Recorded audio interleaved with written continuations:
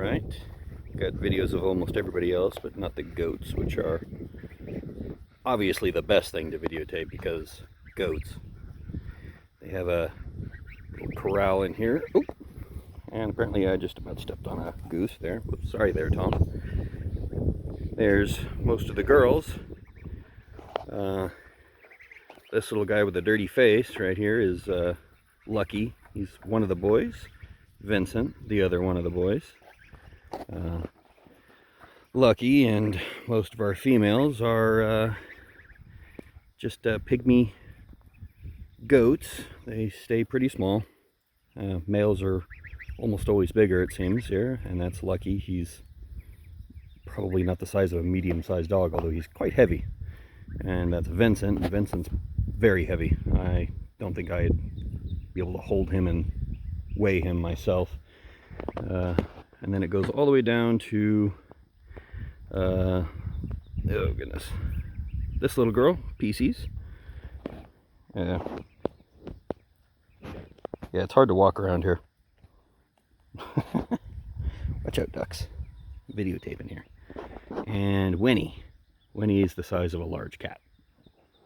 And she kind of looks big in the video, but that's lower than knee high right there. So they're good little goats. These ones are polled or disbudded, I don't know which. I bought them that way. I like goats with horns. It's pretty important that you always have all goats with horns or all goats without horns, and I'm not going to dehorn any goat, so, well, they seem to do okay, but it's not ideal, especially if you already have goats with horns. But you may have a problem with horns anyway, because Lucky is named Lucky because he's a unicorn. Just one horn. I think the other one might have been damaged at his previous home, and I don't know how many previous homes he had, although this will be his final home. You can stay here forever, Lucky. And they aren't really fed by me. However, that goes that direction for a long ways, and it's all open to them. They do sometimes get shut in here at nighttime, and it is where their water is. Got an autofill thing there. And they also like to destroy the trees, and there used to be a nice cool looking vine right here where the extra fence is. They have removed that. They've got an in progress goat shed over there because I kind of want to move them out that direction, and they can currently use it. It keeps the rain off right now, but it's not finished. I want to put a door on it and all that other happy stuff. But the property goes that way for a little bit, goes that way a pretty long way, and you can actually see the fence on this side, right where the vegetation starts at the other side of this internal fence here, cross fencing. Actually, you can kind of see it over there because you can see the little white post. They're painted white at the top so you can see them. So we're kind of sitting sideways on the lot. Actually, it's more or less shifted this direction. So if it went that way, my lot is perfectly square, but we're pointed this way because that's where the house is. And so we're kind of aimed at my neighbor's ranch, which is funny. But down that direction it keeps going, goes downhill a bunch. There's kind of a little saddle or valley, and then my back fence is out there, and it's one of those 12-foot fences with triple strand bob wire at the top. So I'm pretty sure he's keeping, you know, tigers and lions and rhinoceroses back there. Maybe aliens, who knows. I have no desire to go back there. But these guys don't either, which is kind of funny. They stay up here, and you can see that this is really bare, and then as soon as you get to the fence line, even without watering, there's suddenly stuff growing. And then back there, there's a lot of stuff growing.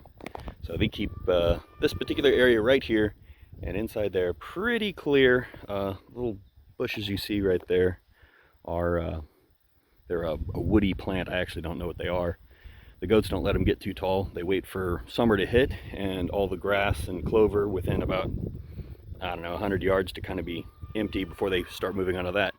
Even though down there's a couple of like meadows and they grow grass year-round because the soil there absorbs all the rain fall off from my entire lot here, and it all pools up down there, and then the grass stays green pretty much year-round unless it's a very bad drought. But they won't walk down there. They stay up here, and they start trimming leaves off of trees. I don't know if you can kind of see, but none of the trees out here have any leaves above or below about 4.5 feet, which is about the reach of that goat right there that just took some leaves out of a tree. Rather than walk their fat butts all the way to the bottom of the hill, they just start eating leaves off of trees. Although, now that we have more goats, they might exhaust that and actually have to go looking for food and do their jobs. Did you know you had a job? That's Annabelle, actually.